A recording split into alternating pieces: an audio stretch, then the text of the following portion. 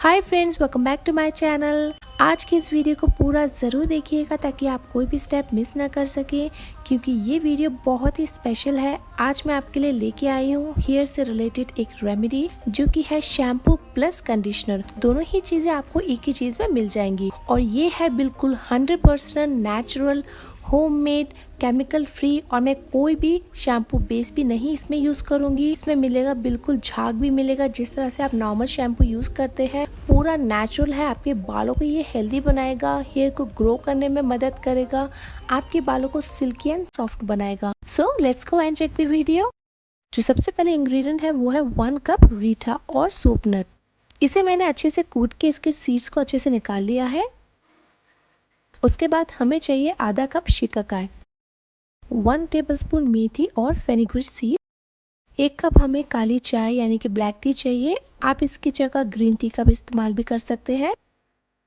उसके बाद हमें चाहिए 1 टेबलस्पून फ्लैक्सीड यानी अलसी के बीज, और आखिर में हमें चाहिए 1 टेबलस्पून राइस। सबसे पहले हम एक बर्तन में 4 कप पानी ले लेंगे और इसे गर्म होने देंगे। जैसे ही थोड़ा सा गर्म हो जाए, इसमें सारी चीज़ों को ऐड कर दीजिए।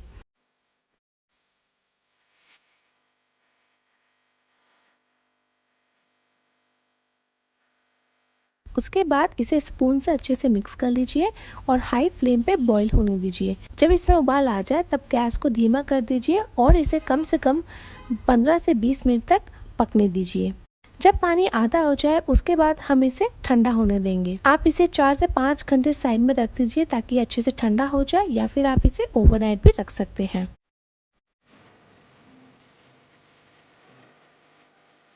अब ये बिल्कुल ठंडा हो गया है। अब मैं अपने हाथों से इसे अच्छे से मैश कर लूँगी, इस तरह से जो सोप नट है, जितने भी इंग्रेडिएंट है, जिससे कि सारी चीज़ें इस वाटर में आ जाए। अच्छे से मैश करने के बाद हम इसे स्क्वीज़ करके जो बचा हुआ है उसे हम मिक्सर में ऐड करके अच्छे से पेस्ट बना लेंगे। क्योंकि उनमें भी काफ़ी चीज़ें अभी भी है, तो मिक्सी करने से क्या होगा कि हमारा जो शैम्पू है वो बहुत थिक बनेगा और बहुत ही झाग वाला बनेगा। पेस्ट बनाने के बाद अब मैं इसे दोबारा उसी में ऐड कर दूंगी और इसे अच्छे से मिक्स कर लूँगी।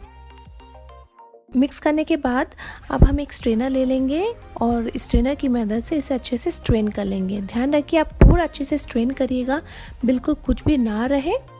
और स्ट्रेन करने के बाद ये बिल्कुल तैयार है। आप देख सकते हैं काफ़ी थिक शैम्पू ये बना है। अब मैं एक कंटेनर ले लूँगी और इसे स्टोर करने के लिए आप कोई भी ग्लास का कंटेनर या कोई भी प्लास्टिक कंटेनर ले सकते हैं।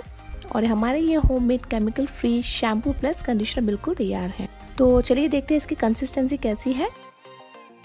मैं थोड़ा सा अपने हाथ में इसे स्क्वीज़ कर लूँगी और आप देख सकते हैं इसमें ऑलरेडी झाग दिख रहा है